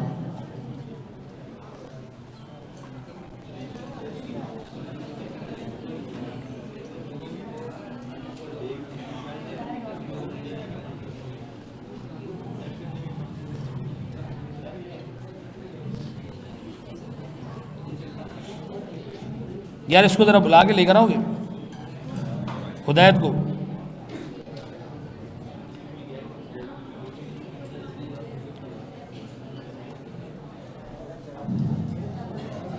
लगा हो गया था वो?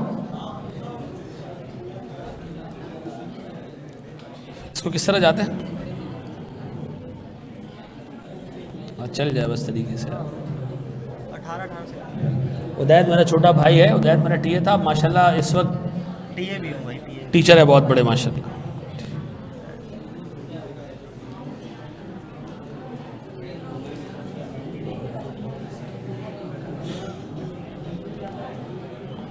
ये क्या नज़र आ रहा बस सही आएगा, है? ऐसे ही आएगा। यहाँ नज़र आ रहा है सही? स्क्रीन में देख रहे हैं ना आपकी। यार अच्छा, कोड क्या है भाई? 12485093 12485093। कल एक बच्चे ने 500 रुपये जीते थे, आज भी 500 रुपये जीतेगा वो बंदा जो टॉप करेगा। 1248 किसको मिले थे कल? कहाँ गया वो बच्चा? तुम्हें मिल गए थे? हैं?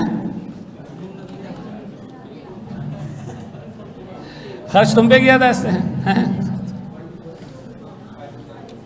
124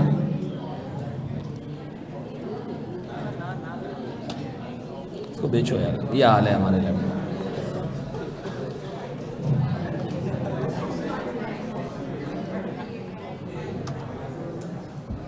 भाई आज इसकी वेबसाइट पे जाना है menti.com पे और ये कोड डाल देना आपने। आ गए जी? अच्छा जी, आज के एमसीक्यूज़ थोड़े से चैलेंजिंग हैं, यहाँ थोड़े से चैलेंजिंग है, दिमाग ज़रा लगा के काम करना चाहिए। हाँ ये हो जाएगा। इस सेकंड तो 25 ही रखे ना? नहीं नहीं, 18 सेकंड, 15 सेकंड, 18 मैक्सिमम 18 है। अच्छा चलो, बोर्ड पे देखना दोस्त। शुरू करें?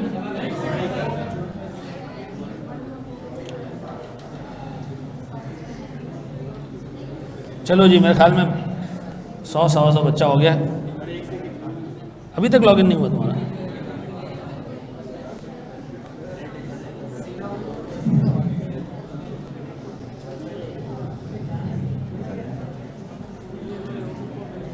ये पता नहीं किसका नंबर आ रहा है, इसको अटेंड कर। चलो जी,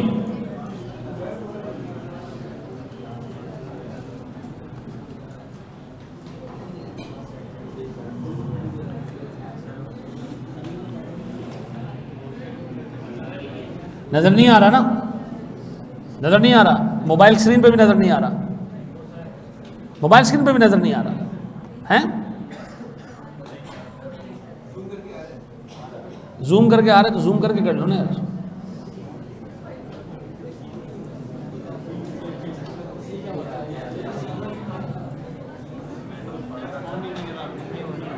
हैं? नहीं होगा यहाँ से, फिर इस तरह बेकार चलेगा यार।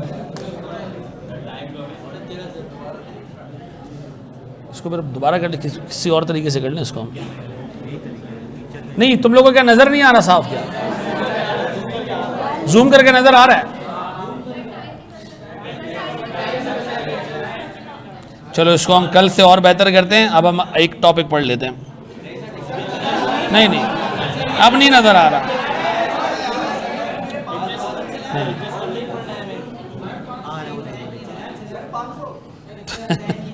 कल कर लेंगे इसको, यहाँ देख लो। छोड़ो, यहाँ देख लो, यहाँ देख लो, बोर्ड पे देखो, बोर्ड पे देखो, सारी चीज़ें छोड़ दो। अच्छा, एक छोटा सा टॉपिक है, मुझे एक बात बताओ, सोर्सेज ऑफ बिग डाटा क्या था? सोर्सेज ऑफ बिग डाटा क्या था? आपने बिग डाटा उठाना कहाँ से? अब है methods of collection. Methods of collection का मतलब उठाना कैसे, ये एक्सट्रीमली ओवरलैपिंग है। आपने बिग डाटा कैसे जमा करना है, ये और सोर्सेज क्या क्या हैं, ये ऑलमोस्ट आइडेंटिकल चीज़ है, लेकिन तुम्हारी किताब में दोनों टॉपिक्स क्या किए हुए, अलग अलग दिए हुए। गौर से सुनना मेरे प्यारे बच्चों। वो कह रहे जी, बिग डाटा को काफ़ी सारी जगहों से कलेक्ट किया जाता है। और कलेक्ट कैसे किया जाता है सर? किधर गया?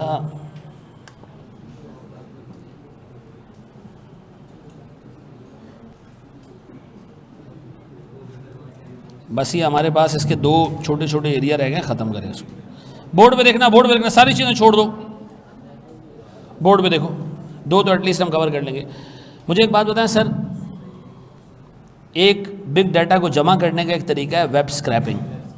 देखो वेब स्क्रैपिंग क्या होता है, सुनो। आप एक एपीआई या टूल किसी भी वेबसाइट के साथ कनेक्ट करते हो, ठीक है जी, और वो उस वेबसाइट से सेलेक्टेड डाटा उठाता है और आपके सिस्टम पे डाल देता है, ठीक है जी। वो बाज़ औक़ात डाटा रियल टाइम पिक कर रहा होता है, बाज़ औक़ात डाटा उठाता है, जमा करता है, फिर आपके सिस्टम पे डाल देता है, कुछ भी सीन हो। वेब स्क्रैपिंग का मतलब क्या है, किसी की वेबसाइट से डाटा उठाना और आपके सिस्टम पे डाल देना, आपके पास डाल देना, आप उसका फिर जो करना करते रहें, ठीक है जी। इससे बिग डाटा क्या होता है, जमा होता है। गौर से सुनना, ये कह रहे जनाब, web scrapping means extracting selected data from websites automatically using software scripts, ऐसा। अब मुझे एक चीज़ ये बताओ, उसकी कोई एग्जांपल है आपकी नज़र में है? जैसे मैं आपको बताता हूँ, एक मोबाइल ख़रीदने के लिए अब पहले एक वेबसाइट हुआ करती थी GSM अरीना, ठीक है जी, वर्ल्ड मोबाइल, ऐसे एक वेबसाइट हुआ करती थी ना। वो क्या करती थी, वो सारे जो मोबाइल सेलर्स हैं, बड़े बड़े डीलर्स हैं, इन सब की वेबसाइट के साथ और बाज़ औक़ात इनके डेटाबेस के साथ कनेक्ट कर देती थी अपने सिस्टम को। और वो क्या करता था, वहाँ से इंफॉर्मेशन उठाता था कि कौन सा मोबाइल किस जगह पे किस रेट पे मिल रहा है। अच्छा, यहाँ तक आ रहा होता था उसके अंदर कि फ़लाँ मोबाइल आउट ऑफ स्टॉक है। तो भाई एक वेबसाइट ऑपरेट करने वाला बंदा जो सिर्फ प्राइसिंग को फैसिलिटेट कर रहा है लोगों को, उसको कैसे पता चला कि सब लोगों के पास ये मोबाइल ख़त्म हो गया है? इसका मतलब है सर उसने वेब स्क्रैपिंग की और बहुत तरीके और तमीज़ से की उसने, ठीक है। और अच्छा, ये वेब स्क्रैपिंग करना ऐसे नहीं है कि बगैर इजाज़त क्या, इजाज़त लेके करना होता है ये, ठीक है जी, इजाज़त लेके करना होता है। इससे मिसाल के तौर पर फूड पांडा वाला बंदा आपके घर आता है, उसके पास मोबाइल में एक गूगल मैप लगा हुआ होता है, तो उसने क्या चोरी किया गूगल मैप को? नहीं सर, क्या किया उसने, गूगल मैप की API ली है, उसने ख़रीदी है भाई वो API, वो उसने अपने सिस्टम के साथ अटैच कर दिया है। अब जब भी वो राइडर निकलता है उसके पास गूगल मैप होता है। तो मुझे बताएं, गूगल मैप पे एक लाल रंग का निशान आ रहा है, ब्लू रंग का निशान आ रहा है, ये रियल टाइम है, ऐसा है। तो मुझे बताओ, वेब स्क्रैपिंग का मतलब है बिग डाटा को उठाना, किसी की वेबसाइट से इजाज़त लेके और अपने सिस्टम पर डाल देना, और फिर उससे आपने जो एनालिसिस करने करते रहें। आपने अपने कंपैरेटर्स का डाटा पिक करना है, तो इसी तरह की ये GSM अरीना टाइप की वेबसाइट पे जाएं और वहाँ से डाटा उठा लें। एक वेबसाइट है mufab.com के नाम से, उस पर म्यूचुअल फंड्स की सारी चीज़ें आ रही होती हैं। लोग क्या करते हैं, उस वेबसाइट को अपने डाटा के साथ इंटीग्रेट कर देते हैं यानी वेब स्क्रैपिंग के लिए, और वहाँ जितना डाटा आता है उठाते हैं और उसको एनालाइज करके बताते हैं कि जी कौन सा म्यूचुअल फंड अच्छा काम कर रहा है, कौन सा बुरा काम कर रहा है। और अगर मैं खुद एक म्यूचुअल फंड हूँ तो मैं अपने पूरे कंपैरेटर्स को देख रहा होता हूँ। ऐसा तो मुझे पता है इसमें फ़ायदा क्या होता है जब आप किसी की वेबसाइट से डाटा उठा सकते हैं। तो एक तो सर आपकी चीज़ों की रियल टाइम प्राइसेस पता चल जाती हैं, अपडेटेड प्राइसेस, कस्टमर के रिव्यूज़ पता चल जाते हैं। अच्छा मुझे एक बात बताओ, इससे फेसबुक से डाटा उठाना भी वेब स्क्रैपिंग है, कमेंट्स का डाटा उठाना भी वेब स्क्रैपिंग, हाँ, कस्टमर का रिव्यू उठाना भी वेब स्क्रैपिंग, हाँ भाई वेबसाइट है ना, फेसबुक है यार, ये नहीं है, वहाँ से भी डाटा उठाना क्या है। तो मुझे एक बात बताओ, सोशल मीडिया एक सोर्स है और वेब स्क्रैपिंग एक तरीका है क्या करने का, बिग डाटा को जमा करने का, उसी सोर्स से निकालने का। ऐसा गूगल मैप एक क्या है जी, एक सर साइट है जहाँ से आप क्या करोगे, वेबसाइट है, आपने वहाँ से डाटा उठाना है तो वेब स्क्रैपिंग है। तरीका क्या है, वेब स्क्रैपिंग, सोर्स क्या है, वेबसाइट। ऐसा अब मुझे बताएं सर, और कंपैरेटर की डिटेल्स आपको मिल जाती है, यानी प्रोडक्ट प्राइसेस, कस्टमर के रिव्यूज़ आपके बारे में, कंपैरेटर के बारे में। अगर परमिशन नहीं होती तो नहीं कर सकते, हम नहीं यूज़ कर सकते हैं। चोरी करने का एक बंदा कहता है यार मैं ARTT से बगैर पैसों की क्लासें ले सकता हूँ, हम क्या कहेंगे उसको, नहीं हो सकता। वो कहता है अभी देख लो, क्लास में गया बैठ गया। हैं आपको मैं बताता हूँ सर, जो हैकर्स होते हैं ना, वो किसी वेबसाइट को हैक करने से पहले क्या करते हैं, उसकी वेबसाइट पे जाते हैं, उसका पूरा डाटा एनालाइज करते हैं कि कहाँ पर सिक्योरिटी ब्रीचेज हुई हुई हैं। एक बंदा मेरे पास आया, मैं आपको ये रियल केस बता रहा हूँ, उसने कहा मैंने ICAP की वेबसाइट से सारे एडमिट कार्ड्स डाउनलोड कर लिए हैं, और ICAP की वेबसाइट पे एक मसला है, सिक्योरिटी वीकनेस है, लीकेज है, सबका डाटा उठा सकता हूँ, यानी जो स्टूडेंट डाटा है। जैसे ही वो बंदा मेरे पास से उठा है, उसी मोमेंट मैंने ICAP कॉल की है कि ये वेबसाइट का मामला देख लो भाई, ये लोगों के एडमिट कार्ड अगर उठ रहे हैं यहाँ से तो ये बात अच्छी नहीं है। और वो अगले लम्हे ही ICAP ने ठीक कर दिया था। अगले लम्हे ही ठीक कर दिया था। लेकिन सर मुझे एक बात बताएं कि हैकर इस तरह की चीज़ें, हाँ वेब स्क्रैपिंग क्या कर सकता है, वो 2 नंबर तरीके से भी कर सकता है, लेकिन हम क्या कर रहे हैं, हलाल बातें कर रहे हैं। इसका मतलब वेब स्क्रैपिंग किस काम आएगा सर, प्राइसिंग मालूम करने के, कस्टमर के रिव्यूज़ मालूम करने के, कंपेटिटर्स के हालात मालूम करने के। आपको इसमें याद रखने वाली बात क्या है कि किसी भी वेबसाइट से स्क्रिप्ट्स और सॉफ्टवेयर लगा के डाटा एक्सट्रैक्ट करना वेब स्क्रैपिंग है, ख़त्म। इसके नीचे एग्जांपल्स दिए, collecting data from Google maps, ठीक है जी। वेदर डाटा किसी की आप वेबसाइट से उठा रहे हैं, वेदर डाटा कौन जमा करता होगा, हम तो नहीं करते। हम क्या करते हैं सर, उसकी वेबसाइट से जो ओरिजिनेटर है उसकी वेबसाइट से एपीआई खरीद के क्या करते हैं, हम कनेक्ट कर देते हैं अपनी वेबसाइट से, वो हमें क्या करते, पूरी दुनिया का डाटा बता रहे जी, पूरी दुनिया में वेदर ही है। मुझे बताना सैमसंग या किसी भी मोबाइल में जो वेदर का डाटा आ रहा है ये इनका अपना है क्या, नहीं भाई, इन्होंने तो एपीआई ली हुई है ना। ये क्या कर रहे हैं, सारा ये जो डाटा जमा कर रहे हैं सर वेब स्क्रैपिंग के थ्रू कर रहे हैं। अच्छा जी, फिर डाटा फ्रॉम सेंसर्स, टाइम है भी, रुक जाओ। सेंसर से डाटा ये किस तरह आएगा सर, आईओटी और सेंसर्स दोनों को यहाँ मिला दिया सर। ये कहता है जी कुछ डाटा ऐसा होता है जिसको हासिल करने के लिए हमें सेंसर्स लगाने पड़ते हैं, हम सेंसर्स लगाते हैं सर, और इन सेंसर्स से हमें क्या मिलता है, devices are placed in different environments to collect real time data. ये भी एक तरीका डाटा जमा करने का, या तो आप किसी की वेबसाइट से उठा लें या सेंसर लगा लें। और सेंसर लगाएंगे तो इस पर एग्जाम्पल्स दिए उसने कि सर स्मार्ट फार्मिंग, पूरी दुनिया में पाकिस्तान के अलावा या छोटे मुल्कों के अलावा जो फार्मिंग होती है उसमें क्या करते हैं, वो आईओटी डिवाइसेज उन्होंने ज़मीन में डाली हुई होती हैं, वो चेक कर रहा होता है कि जी ज़मीन कितनी जो है वो नमी है उसके अंदर, ज़मीन के अंदर इस वक्त क्या हिसाब किताब चल रहा है, कौन सी फसल इस वक्त अच्छी उग सकती है, बारिश का क्या हिसाब किताब है, गर्मी कितनी है, ये सारे मामलात क्या कर रहा होता है वो। Sensors measure soil moisture, temperature and nutritions, help farmer decide whether to water और फर्टिलाइजर द क्रॉप्स। ऐसा है तो मुझे बताएं, एक तरीका क्या है, किसी की वेबसाइट से उठा लेना, दूसरा तरीका क्या हमने पढ़ा, सेंसर से डाटा पिक कर लेना। आप देखें, आपने सोर्सेज में ये सारी चीज़ें पढ़ी हैं, और यहाँ आप उसको एक और तरीके से पढ़ रहे हैं कि डाटा जमा करने के तरीके क्या हैं। एक तरीका आपने पढ़ा सर वेब स्क्रैपिंग, दूसरा क्या है, आईओटी डिवाइसेस आप लगा ले सर डाटा उठाने के लिए। सर किसी मैन्युफैक्चरिंग कंपनी ने क्या किया, सेंसर्स लगाया, क्या चेक करने के लिए, टेम्परेचर, वाइब्रेशन, परफॉर्मेंस। ऐसा एक घड़ी मैं पहन के आता हूँ, आज मैं नहीं पहन के आया घड़ी, एक मैंने घड़ी ली, मुझे नहीं पता कि इसके एडवांटेजेस क्या हैं, मुझे बेगम ने गिफ्ट की, वो एप्पल वॉच थी। अच्छा, मेरे मोबाइल में एक AKU का, आखान यूनिवर्सिटी का एक ऐप है, ठीक है, क्या नाम है उस ऐप का, ना AKU नाम नहीं है उसका, फैमिली हिफाजत, किसी का है मोबाइल में, अल्लाह तुम लोग खैर ज़रूरत ना पेश लाए, लेकिन वो फैमिली हिफाजत के साथ ना इंटीग्रेट हो गया। मैंने वो ऐप खोली, उसने कहा जी आपको अपने वॉच के साथ इंटीग्रेट करना है, मैंने कहा ठीक करना है। अब मैं जो दिन भर में मेरी हार्ट बीट होती है वो उसके अंदर स्टोर हो रही है, ठीक है जी। खैर मैं पहनता नहीं हूँ, मेरी यहाँ जो है ना खुजली होना शुरू हो जाती है। तो अब मुझे एक बात बताएं, मेरी हार्ट बीट, अच्छा ये जो जितने मैंने कदम लिए हैं सर, ये सारा हिसाब किताब, इवन ECG भी वो उसके अंदर स्टोर कर रहा है। मुझे एक बात बताएं, मैं जब भी डॉक्टर के पास जाता हूँ ये मेरे वाइटल्स उसके सामने मौजूद होते हैं। ये क्या है सर, एक सेंसर है, एक IoT है सर, जो क्या कर रहा है, डाटा यहाँ से कलेक्ट कर रहा है और मेरे सिस्टम को भेज रहा है। तो मुझे बताएं, क्या मेरे इस डाटा का मुझे कोई फ़ायदा है? हाँ सर, अगर मैं जाता हूँ एज अ पेशेंट कि जी मुझे ब्लड प्रेशर का इशू है, तो वो फ़ौरन से देख सकता है कि जी ब्लड प्रेशर का इशू एट आर टाइम है या पूरे दिन में रहता है इसको। तो मुझे बताएं, एक ज़्यादा बेहतर इलाज कर पाएगा डॉक्टर मेरा?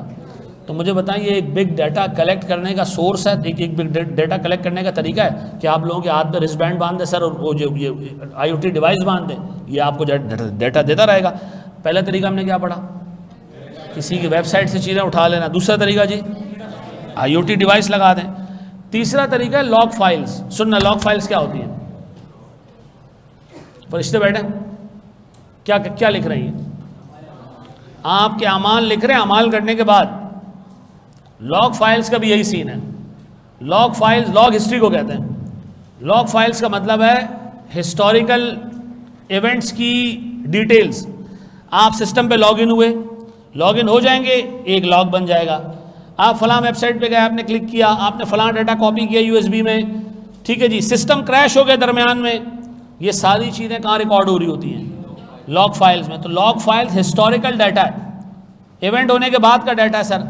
और लॉग फाइल्स देख के आप क्या आइडेंटिफाई कर सकते हैं कि सर यूज़र के एक्शंस क्या थे, ठीक है जी, कोई एरर या क्रैश आया था या नहीं आया था, सिस्टम की परफॉर्मेंस कैसी थी, सिक्योरिटी अलर्ट्स। जी सिक्योरिटी अलर्ट्स क्या हैं जी?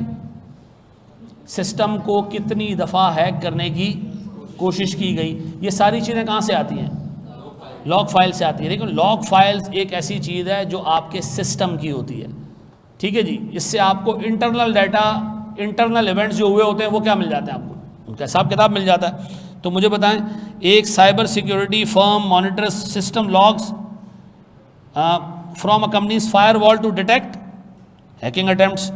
एक स्ट्रीमिंग कंपनी क्या करती है, लोगों के लॉग्स उठा के देखती है कि भाई ये बंदा किस किस्म की चीज़ें देखता है, ये रियल टाइम नहीं होता आमतौर पे, और फिर उसके हिसाब से क्या करती है, उसको कितने लोगों के पास नेटफ्लिक्स का जो है वो एक्सेस है, आप देखेंगे कि उसमें आपको 4-5 प्रोफाइल्स मिली हुई होती। क्यों? आपके बच्चे देख लेना आप क्या देखते हो तो मसला हो जाएगा, ठीक है जी। तो क्या करते हैं, उसको हर प्रोफाइल को एक लॉक लगा देता है कि जी इसके प्रोफाइल पे इसी के हिसाब से हम फिल्में रिकमेंड करेंगे, बच्चों के हिसाब से बच्चों की प्रोफाइल पे। तो मुझे एक बात बताएं, लॉग फाइल्स हैं क्या? लॉग फाइल्स ऐसी चीज़ें जो सिस्टम में इवेंट होने के बाद जनरेट होती हैं और फिर उनको देख कर जो है वो हम चीज़ें कर रहे होते हैं, यानी इसमें रियल टाइम वाला मामला नहीं है। अच्छा, इसमें और IoT डिवाइस में क्या फ़र्क है? वहाँ डाटा रियल टाइम आ रहा है, यहाँ डाटा सिस्टम में ही पड़ा हुआ है, आप जाके निकालोगे लॉग फाइल और फिर उसको प्रोसेस करोगे, ऐसा है। अब मुझे एक बात बताएं सर, ये आमतौर पे किस चीज़ के लिए काम आता है? ये किस किस्म का डाटा कलेक्ट करने के काम आता है? सिस्टम में कोई बग आ गया है, उसको हम ट्रैक कर रहे होते हैं कि जी इससे कितनी तबाही कर दी है, सिस्टम पे कोई अटैक हुआ है वो देखने के लिए हम देख लेते हैं। आमतौर पे लॉग फाइल्स कोई इतना मटीरियल और रेलेवेंट इन्फॉर्मेशन सिवाय इस चीज़ के कि डैमेज कितना हुआ नहीं बताती, ठीक है जी। फिर हमारे पास आखिरी चीज़ है जी, surveys and user generated data.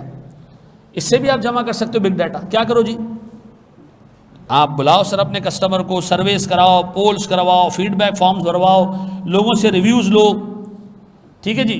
एक कंपनी है, उसके कोई पेट्रोल पंप्स हैं सर पाकिस्तान में, अज्यूम करो कोई 600-700 पेट्रोल पंप्स हैं। हर पेट्रोल पंप पे जब भी बंदा पेट्रोल भरवाता है वो हाथों उससे 3 सवाल पूछ लेते हैं कि जी आप पेट्रोल भरवाने के लिए एम्बियंस अच्छा था, लोगों का रवैया अच्छा था, ठीक है जी, पेट्रोल की क्वांटिटी से आप खुश हो, ठीक है जी। अब मुझे एक बात बताइए, ये डाटा जमा होता जा रहा है सारा, ये कौन सा डाटा है? हम नहीं क्रिएट कर रहे हैं, ये हमारे प्रोडक्ट का यूज़र क्रिएट कर रहा है। और ये सारा का सारा डाटा भी क्या है सर? बिग डाटा है, इसको आप जमा कर सकते हैं। करना क्या सर, इसके अंदर डाटा कलेक्ट करेंगे, फिर हम करेंगे क्या सर, इसको डायरेक्टली बाय द यूज़र, और हम इससे अंडरस्टैंड करेंगे कि हमारे कस्टमर का सेटिस्फेक्शन लेवल।